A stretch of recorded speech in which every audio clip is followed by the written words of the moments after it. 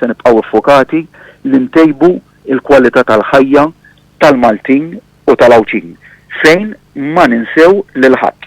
Kliem il-Prim Ministru Roberta Bela f'kollegament telefoniku fuq l-istazzjon tar-radju tal-Partit Laburista fejn ftaħar li matul dawn l-aħħar xhur u dejjem ta' priorità lil karba tal-poplu Malti. Anke jekk jum wara ieħor numru kbir ta' Maltin u Awċin qed jaffaċċjaw diversi tbatijiet u inġustizzi. Anke jekk jum wara ieħor qed naraw gvern li ma jimxix ma' kulħadd bl-istess scale. Fost dawn hemm l-artisti Maltin li ilhom ma' 16-il xahar jitolbu lill-awtoritajiet biex jagħtuhom widen. Buħud ma kellhomx għażla oħra ħlif li jwarbu mill-professjoni li ilhom ħajjithom kollha jaħdmu għalija u jsibu xogħol ieħor. Kien biss issa wara dawn ix-xhur kollha li wara pressjoni kbira li saret minn dawn il-persuni li jaħdmu fl-industrija tad-divertiment u l-arti li l-gvern iddeċida li jħabbar protokolli ġodda brabta ma' attivitajiet kulturali u artistiċi li ġabu magħhom aktar konfużjoni bl-introduzzjoni tal-bubbles. Minkejja dan kollu, Roberta Bela jibqa' jisħaq li hu għamal battalja kontra l-COVID-19.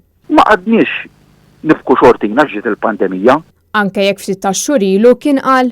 Dil-pressjoni enormi, ara taħsbu li mhix pressjoni li l-ewwel wieħed kisritni f'dawn l-aħħar xhur. Diskors li jġilek taħsibha darbtejn jekk dan il-Prim Ministru u x'pożizzjoni li jmexxi lil Malta, fejn fost l-oħrajn ta' min wieħed ifakkar il-famużi frażijiet li smajna fuq il-pandemija tal-COVID-19. Sa Mejju, business as usual.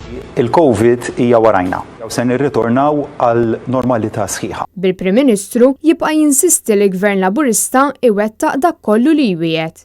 Aħna nibqgħu dak il-gvern li iwettaq dak li jwiegħed. Kristin Mamo għal Net News.